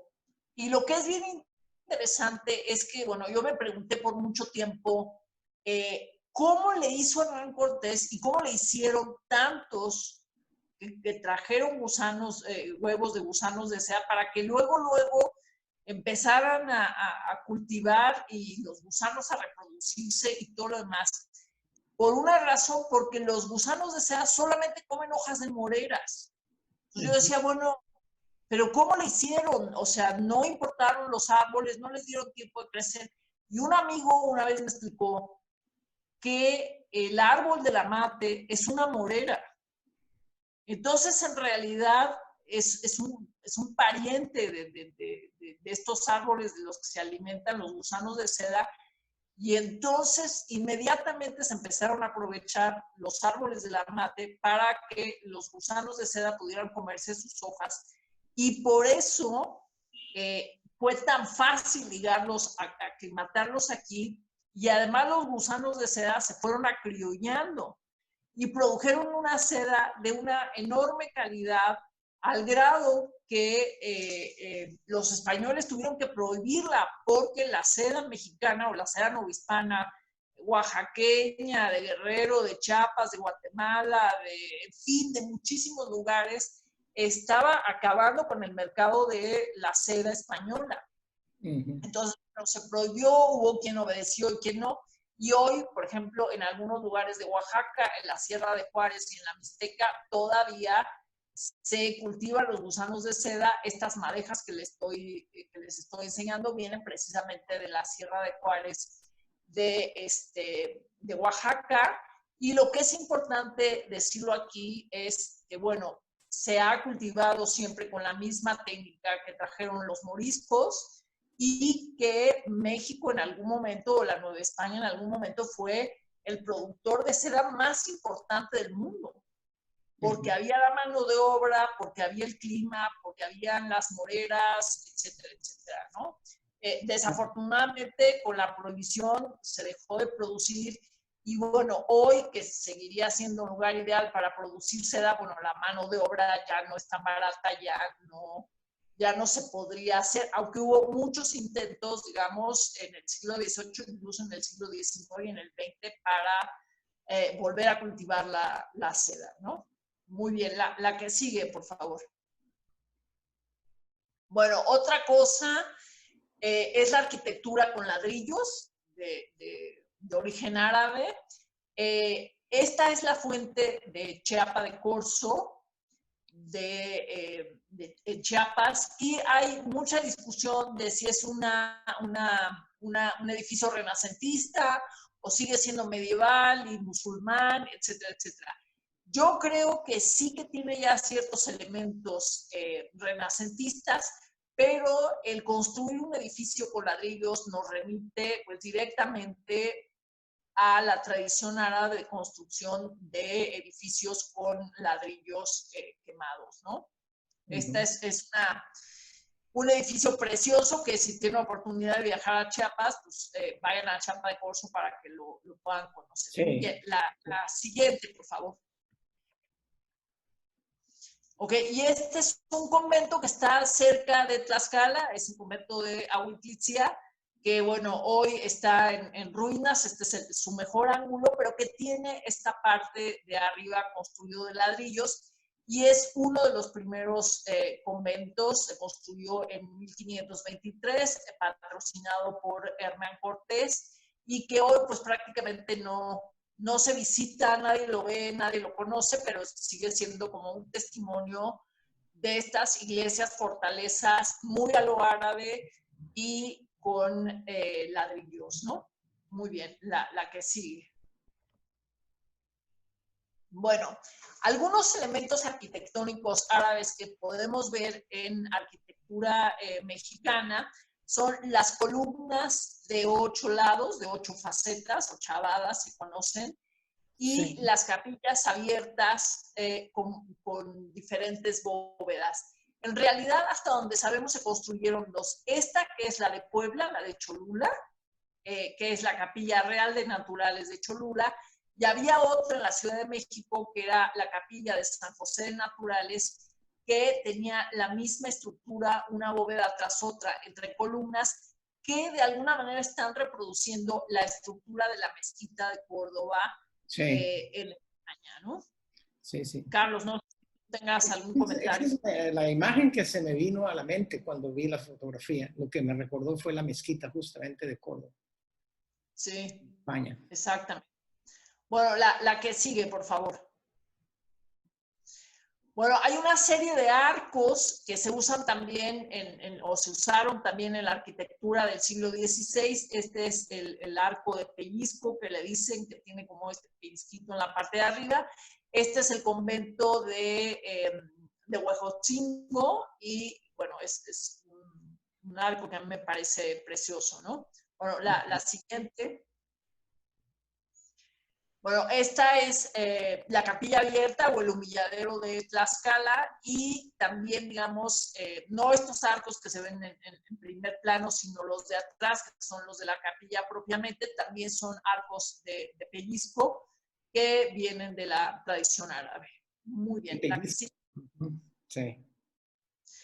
Bueno, algunas torres de origen árabe que se construyeron también en el siglo XVI. La derecha es la del convento de Actopan, en Hidalgo, que es como un minarete en realidad, pero que es en realidad el campanario de la iglesia del convento de Actopan, que si nosotros pensamos en la Giralda de Sevilla o en algunas minaretes que todavía se conservan en Marruecos, pues es igualita, ¿no?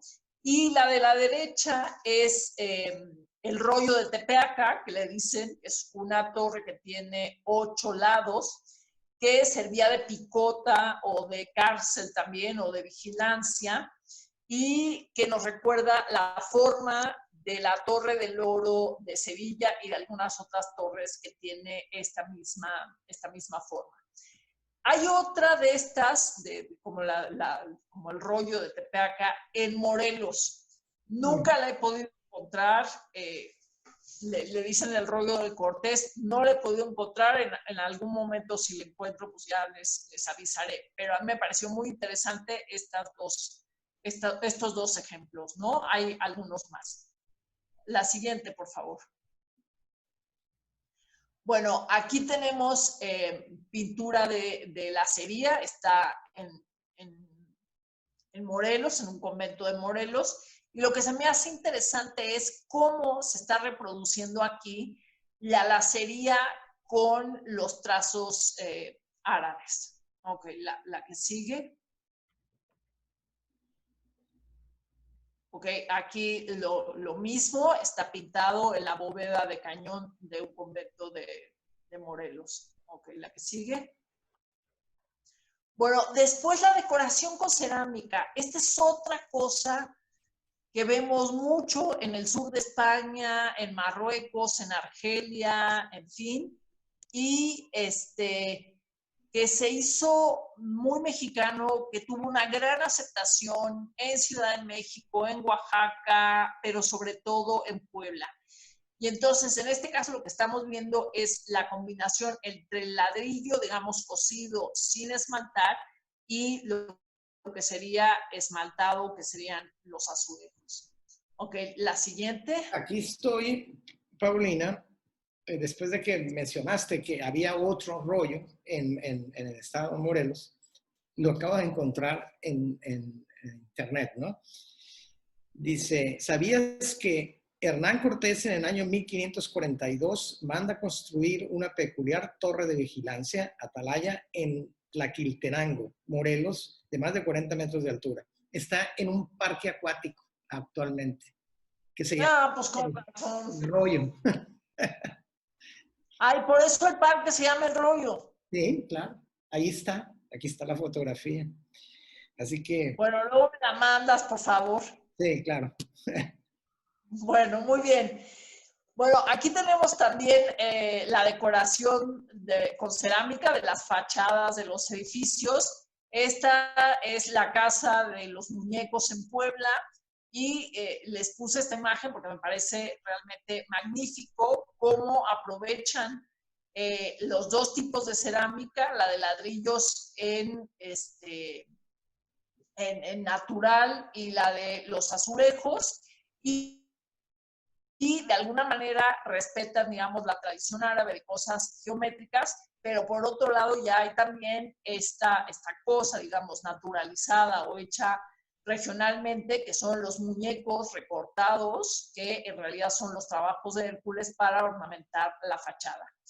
Y aquí hay otro elemento también de origen árabe, que es el trabajo de la decoración con yeso, que la podemos ver que sigue siendo una forma de ornamentación muy típica en Marruecos, y en México se utilizó desde el siglo XVI, pero yo creo que tuvo su gran auge en la ciudad de Puebla en el siglo XVII y sobre todo en el siglo XVIII, lo cual es muy interesante porque fue la continuidad de una tradición a lo largo de muchos siglos. Ahora, en este caso, también en el del trabajo del yeso, vemos que se une con una tradición prehispánica de trabajo de yeso de argamasa, que también estaba muy arraigado.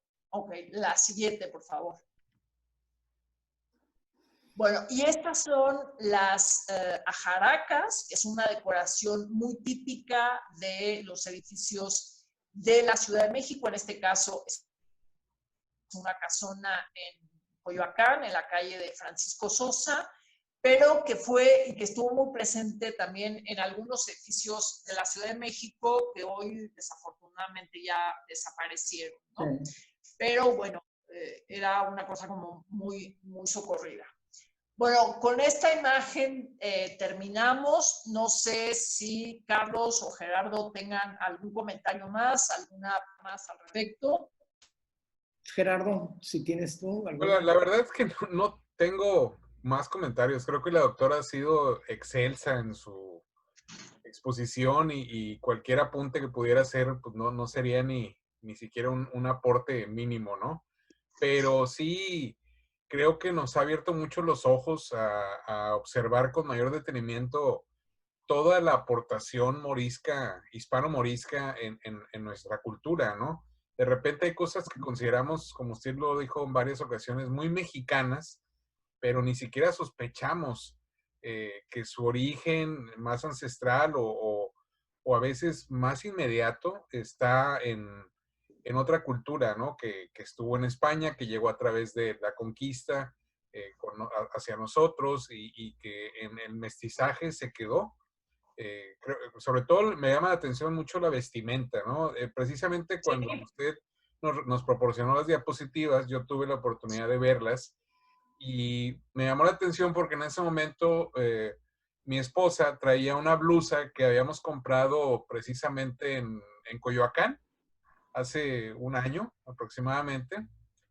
Exactamente, más o menos con los mismos motivos de algunas de las que vienen en las diapositivas, ¿no? Entonces uno piensa que compró una prenda muy tradicional mexicana, hecha por indígenas y todo. Entonces, al ver yo la foto, le dije, oye, a ver, ¿te puedes acercar un momento? Y ya, ¿ves algo aquí? Parece, pues se parece a mi blusa, me dice. Sí, Y sí, efectivamente, era muy parecida. Era el estilo exactamente, ¿no? Hecha sí, por manos mexicanas, por una señora indígena que fue a la que con ella se adquirió ahí en Coyoacán, pero pues no sospechábamos el origen, digamos, la influencia morisca, hispano-morisca en ese detalle, ¿no? Nada más, y la vajilla de Talavera, por ejemplo, que es muy apreciada. En la casa precisamente de mi abuela que ya mencioné, había una y era la de los días de fiesta, la de las navidades, etcétera. Claro, por supuesto. Y era pobre aquel que quebrara un plato o que le hiciera daño a alguna de las piezas, ¿no? Pero, y se compró en Puebla, si mal no recuerdo, y era pues muy parecido a lo que usted nos enseñó. Entonces hay una influencia muy fuerte, y uno siempre piensa que es algo muy mexicano, ¿no? Y seguramente mucha gente que va a ver y está viendo este podcast, este conversatorio, va a descubrir que en su casa, en la tradición familiar personal de cada uno, ha habido cosas y hay cosas que tienen esta influencia que usted nos ha enseñado hoy al detalle. sí. Por eso quise, Paulina, insistirte en que superando las dificultades técnicas que tuvimos antes, nos dieras esta plática porque es muy esclarecedora para todos. Y finalmente uno se da cuenta que en estos tiempos, en los tiempos modernos en los que se insiste mucho que en la pureza de las culturas cuando no es así, cuando todos vienen siendo el resultado de la interacción que entre ellas mismas se hacen. Exacto. Recordé la obra de esta británica historiadora Mary Bird que te mandé su artículo, Sí. los alumnos le preguntaban, bueno, pues, ¿cuál fue la influencia o el aporte, ¿no?, de los musulmanes en Europa? Y les dijo, los mando a que lean la historia de España, para que vean qué influencia tuvieron en Europa, porque España es Europa, ¿no? Entonces, es bien interesante descubrir que detrás de un objeto hay un remoto pasado. Y Exacto. Yo quiero comentar nada más, me remití también al principio de la conferencia de la doctora a mis estudios de letras, porque cuando veíamos lingüística, me tocó ver historia del español y vimos, por supuesto, toda la influencia morisca en nuestra lengua, ¿no? Y es inmensa, inmensa. Inmensa, La sí. doctora nos recordó algunas palabras, pero eso ocuparía horas y horas y horas No, bueno, yo en realidad lo que hice con esta exposición fue darles una probadita. claro, Eh, un repaso digo, somero, sencillamente, por pero ejemplo, sustancial. en la cocina Sí, podríamos hablar durante horas acerca de la influencia de las cosas árabes en la cocina, nada más, ¿no? En las técnicas agrícolas sería otra cosa, ¿no? Bueno, ya no digamos bueno, en las artesanías, en el cuero, en la carpintería, en la talavera, etcétera, etcétera, ¿no? sí, Yo quisiera contarles una anécdota. El año pasado, en el Museo de Arte Popular aquí en Ciudad de México, inauguramos una exposición con este tema.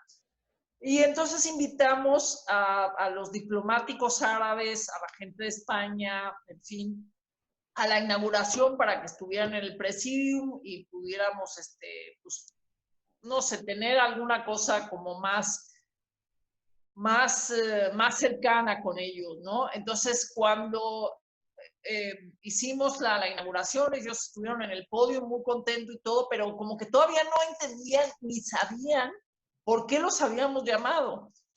Cuando subimos a las salas y empecé a darles la visita guiada, bueno, el embajador, todos los embajadores que fueron, los de Qatar, los de Siria, Libia, Egipto, Argelia, Túnez, en fin, estaban muy emocionados, pero faltó poco para que el marroquí y el egipcio se pusieran a llorar.